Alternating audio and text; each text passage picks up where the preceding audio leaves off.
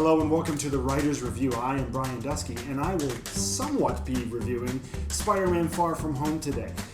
What I mean exactly by that? Just wait and you'll find out. As I said, I am going to be reviewing Spider-Man Far From Home. Now, this is not going to be a typical review. When I originally sought out to do this video, it was going to be a typical review, but as you can tell as you're watching this, if you are watching this soon after the upload date, it has been out for a little bit, so it's kind of irrelevant to just do a general review about a film that's been out for almost a month. So I figured this film, I'm going to put it out there right now. I love this film. I thought it was fantastic. We're going to compare it to the rest of the Spider-Man catalog. Most notably, we're going to compare it to what are widely recognized as the other two best Spider-Man movies. That is Spider-Man 2, the original Spider-Man 2, not the Amazing Spider-Man 2, that doesn't deserve to be mentioned. And then, of course, Spider-Man Into the Spider-Verse. So we're going to take all three of those films and we're going to mix match and we're going to say what's good about each one, what's bad about each one. And we're really going to say, hey, where does Spider-Man Far From Home land in this? Okay, so first we're going to start off with the star of the show, Spider-Man Far From Home. What really worked about this movie was its third act, okay? For those of you who have seen the film, and if you haven't, spoiler alert, because we're going to get into those today. The film where it truly strongly works is in the final act of the film. You could maybe say the second half, but truly the third act of the film, after Jake Gyllenhaal's Mysterio kind of reveals himself to be this grand, kind of arrogant villain who's out to seek revenge on the Stark Empire and show himself as an innovator, show himself as a hero. That's where really the film takes over, because Gyllenhaal's charismatic, the action is great in those moments, and really it's the culmination of all these characters that they have built throughout the entire story. But therein lies its biggest con, its biggest issue at the same time. Because the third act is so great, the first and some of the second act are kind of like not great. And you take the first two acts of this film, it's an average Marvel movie. It's kind of the opposite of what a lot of Marvel movies are, because a lot of Marvel movies actually, the first two acts are fantastic. And then the third act is, all right, we got to wrap it up. This is different. Like, the first two acts are like, okay, like, you know, they're chasing after these kind of bland villains that you actually find out aren't even real. And then the turn kind of happens when Peter Parker kind of leaves and goes to go into his own life, his own personal life, and then you find out Mysterio's been playing him the entire time, which was not shocking. Everybody knew that was going to be the thing. If you know anything about like the Marvel universe, I mean, you know that's probably going to happen at some point. It's just a matter of when. But the first act doesn't really kill the movie. This is kind of more of a nitpicking thing. It's just that, you know, if they were able to have that same energy and that same sense of urgency, which I believe is one of the most important things to have in a story, if they had that throughout the entire film, and this film would have been a masterpiece. But it wasn't. The first two acts were kind of just setting up characters and setting up situations and getting you kind of involved in the story. And then the third act was just like, okay, here's where the real story is. Now I understand why it was like that. You kind of would have.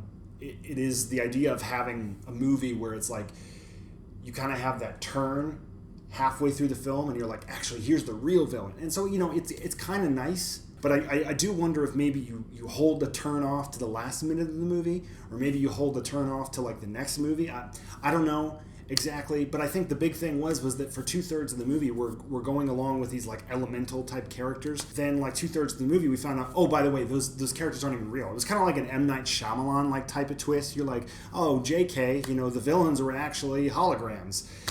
It's not as interesting. Now, I know that is Mysterio's whole character, so we accept it and it's fine, but I'm saying if we're going to actually compare this film to other Spider-Man films, you have to take a look at everything.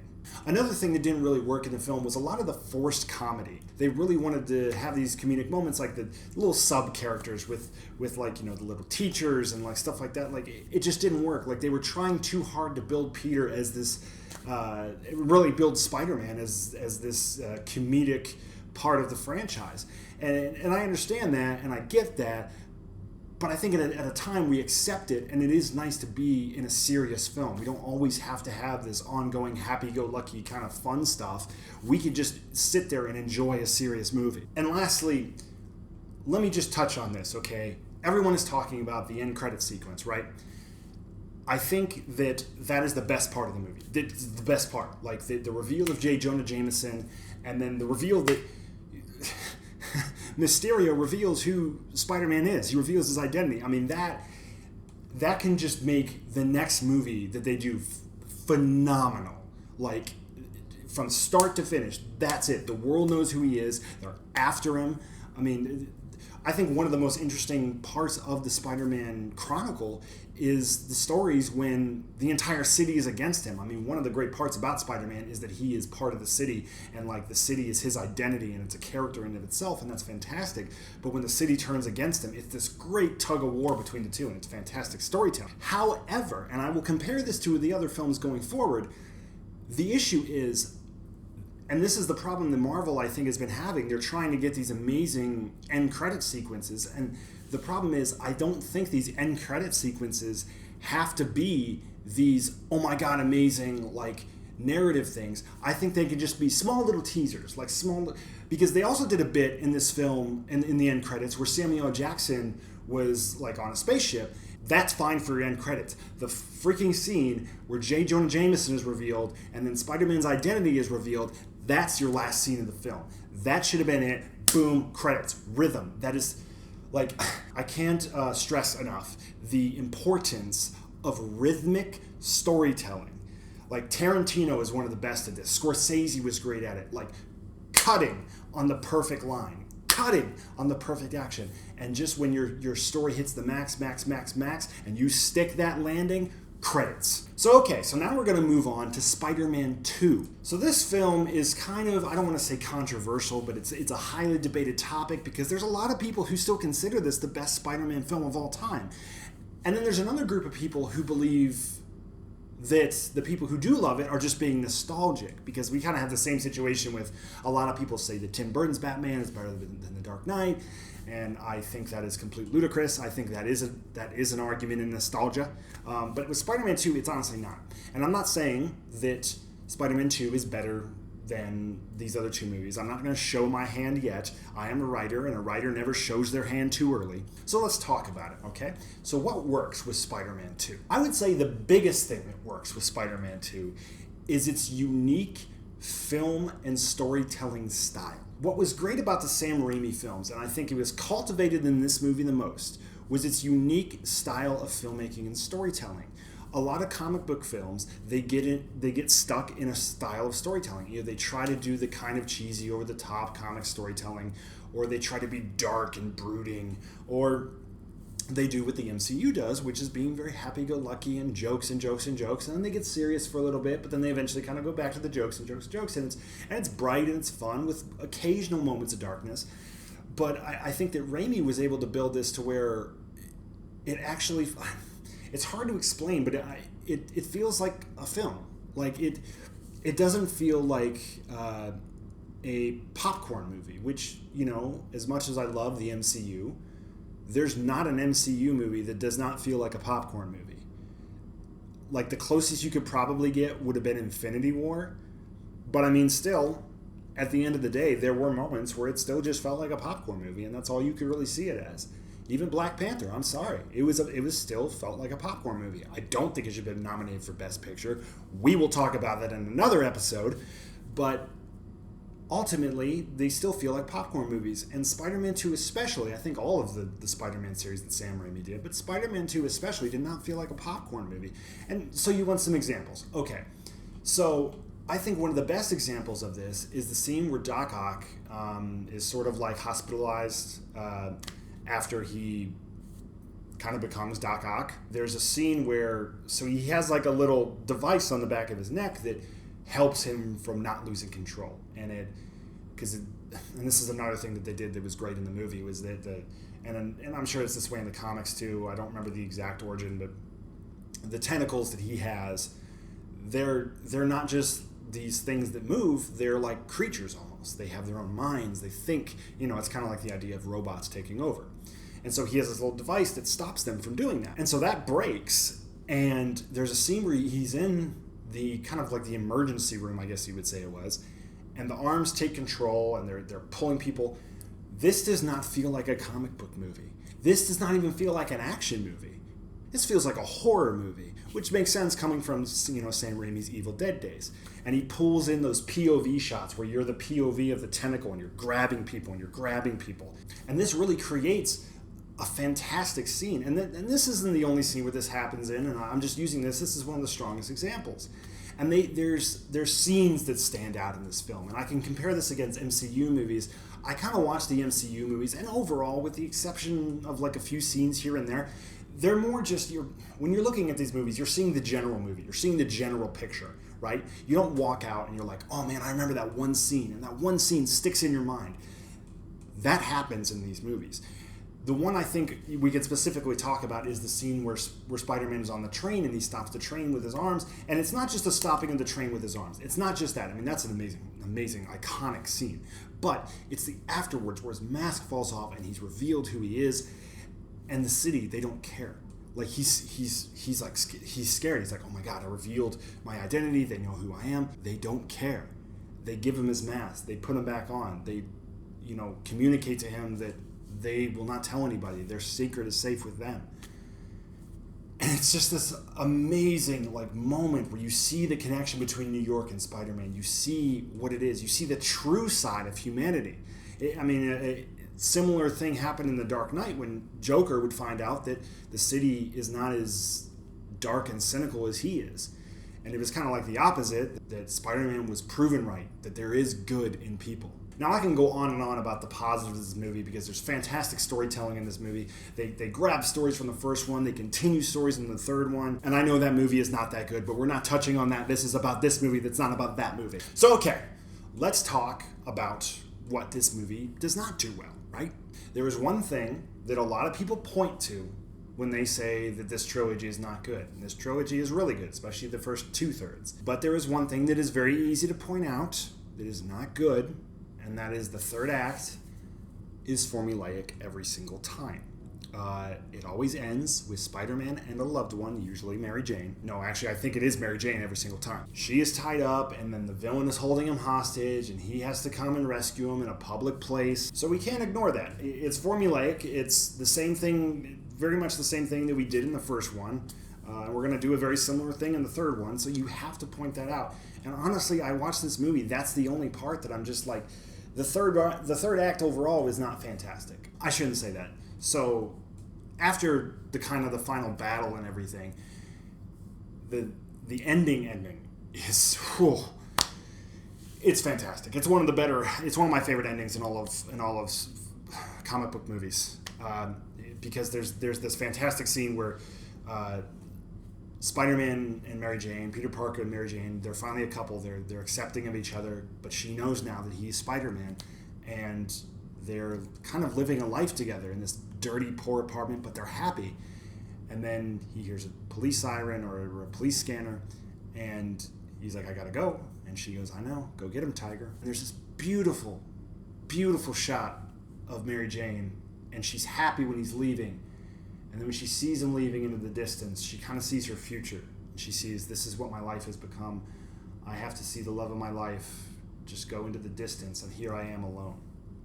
And the music just fades. It's beautiful. Only critique is the music fades. We go to black. It's just this heartbreaking thing. And then they bring up this rock music, and you're just like, what? No, we had it. You had that stick the landing moment that I was talking about earlier, and then they just kind of like, and you're like, oh! But anyway, that is nitpicking. Again, would have been a 10 if they did that, but instead it's like about an 8.5, 9, right? So I'm like, okay. So now we're going on to Spider-Man Into the Spider-Verse. Now, this is an interesting one because we have to take everything with a grain of salt here, because it's an animated film, right? And in one sense, they're working against the grain, because there's things that you have to fight against with an animated film versus a feature film. However, on the other hand, there are a lot of things that are easier to accomplish in an animated film than they are in a live action film, and you have to recognize that. So let's talk about what works properly, what works the best. Again, this is another film we could go on and on and on and on about what works, because a lot works. But there are two things that I think work the best in this film.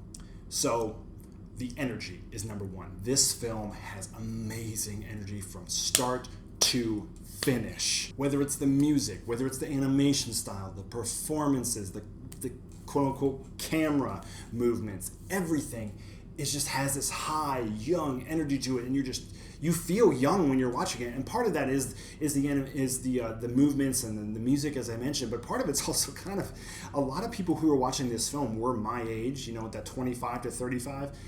And we grew up on Spider-Man the Animated Series. And so we were kind of taken back to that childhood, sensibilities. And we're just stuck in that moment again. And it was beautiful, I'm not going to lie. Another thing is character connections. The character connections between all of the Spider-Man characters. The fact that, Peter B. Parker and Miles Morales start off and they're not getting along. And it's kind of like that annoying protege who wants to talk to the master, and the master doesn't want any part of him, and then throughout film they develop a connection. It's like their father and son, and we have that, and that's it's a cliche thing, but it works and it's fantastic, and the voice acting is great, and it really helps with that.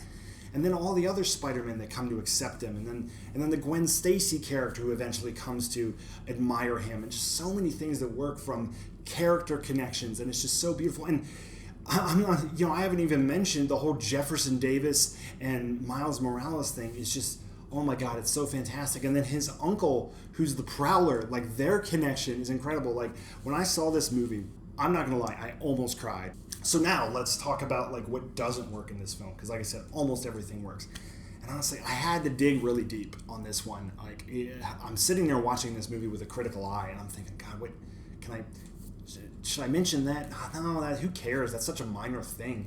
Should I mention that? No, that's not a bad thing. It was frustrating. This movie is so good, it's frustrating. So what I was able to do is I was able to grab two things that didn't work, or maybe didn't work as well, right? And they're two very nitpicky things. So if you guys don't have problems with these, I don't blame you, because as I said, this is more stuff that I only catch when I'm watching it with a critical eye. They rush into the third act a little bit. So we kind of have an issue where, Miles can't access his powers really, and he's no use to the team. And so they tie him up and all that, and then his dad comes by, and then he just all of a sudden realizes his powers because he has an emotional moment with his dad outside the door. And now he has his powers, now he's awesome. And then they just kind of rush in, and then they're just like, okay, we're at the final battle. And it's like, okay, that was okay. So now the other issue, this might just be a personal preference. I'm not a fan of the animation style for Kingpin. The animation style overall, fantastic. But the animation style for Kingpin is a little ridiculous. He is massive. And not massive strong. Massive he's just very large on screen. His body is bigger than the screen. And then he has this tiny head. And you see his head, and then his shoulders are out to here, and it's a ridiculous animation style. It's stylistic, it's a style choice, it's not, but I just think it stands out a little bit too much. I just don't think that the animation style for Kingpin was particularly great, and it took me out of it in a few scenes. I was just looking at the animation, I was like, God, he just looks ridiculous. It's just bad. If the whole movie was like that, honestly, if the whole movie was like that, I probably wouldn't like it. Okay, so we've gone through all three. We talked about what's good. We talked about what's bad. We talked about what set them apart. All that stuff. It's time for the final ranking. It's difficult for me to rank these films. I think Far From Home is at the bottom. I think it's the third best. It's still better than all the other Spider-Man movies. I think it's the third best. But again, there's just, if they would have had the same energy and everything that they would have had in the third act, they would have done that throughout the entire movie. This movie's a 9. The ending was so fantastic. If they could have done that throughout, it would have been amazing, but they didn't, and I just got called spade a spade. So then we look at Spider-Man 2, and we look at Into the Spider-Verse. So now I gotta honestly look at it, and I have to say which one is better. If I'm talking about my favorite, I'm talking about Spider-Man 2. It's my favorite. I prefer it, just on a personal level. But that's not not what we're doing here. We're not talking about favorites. We're talking about which is better. So in order to make this decision, here's what we're going to do. I'm going to talk about the 3 parts of storytelling that I'd consider to be the most important when you're doing a script. How you start the film, right? Your sense of urgency throughout, and do you stick the landing? So let's talk about those, okay? Because I think on par from just all the other aspects, these films are equal. But in order to make a decision, we have to compare these. Okay, so for the opening, Spider-Man 2 starts off with the bicycle race. He's kind of recapping what's going on, right? It's whatever. I'm actually going to give this to Into the Spider-Verse because we're more wrapped up into the story at that moment, right? So now we're going to talk about sense of urgency throughout. From the get-go in Into the Spider-Verse, we know that their reality is kind of almost ending in a sense, so it is very urgent. However, there is a lot of kind of just chill scenes where they're kind of just having conversations and whatever, but they're constantly working towards a goal, so there is that too. So you have to consider that they're constantly working towards the goal, so there is a very strong sense of urgency to go along with that. Now with Spider-Man 2, there's a few scenes it takes to get into it, but once we get into who Doc Ock is, the story keeps moving throughout, and Peter kind of gives up being Spider-Man for a hot minute, and then he realizes how much of a danger he is to people, and that's a great story moment. So sense of urgency, I think I'm actually going to give to Spider-Man 2. It's neck and neck on this. Only reason I'm giving it to Spider-Man 2 is because the sense of urgency is not just with the story, but there's sense of urgency within their characters as well. So now we talk about stick the landing, right? Sticking the landing is very important in film. They do it great in Into the Spider-Verse. They've solved the story. Miles Morales officially becomes Spider-Man. He has a great quote where he talks about anybody can have the mask. And that's to me, that's what the Spider-Man character is all about. Just, that's why he's so relatable. And that's actually something I think they're getting wrong in the current MCU, but I digress. Now let's talk about Spider-Man 2. I talked about it earlier. I think this is an amazing ending to a film. It's taken back a little bit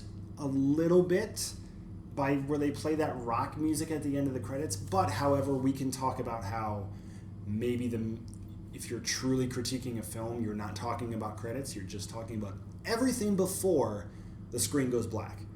And that music does not come on until right as the screen turns black. So I'm sorry, I'm gonna get hate for this, but it's Spider-Man 2. I'm sorry, it's fantastic, and I could do a whole video about why it's the best, and who knows, maybe I will someday. I think it's the best Spider-Man movie still, and that's not nostalgia talking, it's not the drugs, it's not the alcohol, it's true film analysis. So, Spider-Man 2, and again, it's close. I give both movies an 8.5. I give them the same exact score. I have to nitpick in order to figure out which one is the best. But that's the conclusion I come to. So, if you guys have a problem with this, comment below. If I receive enough hate, I will have a response video. I will talk about that further, in detail. But until then, I thank you for joining in. As I said, here's our final 3. Those are what I consider to be the best 3 Spider-Man films. Comment below, talk about it, talk about what you want to see further in the Spider-Man storyline inside of the MCU. Until then, I am Brian Dusky, and I had a pleasure talking about film with you.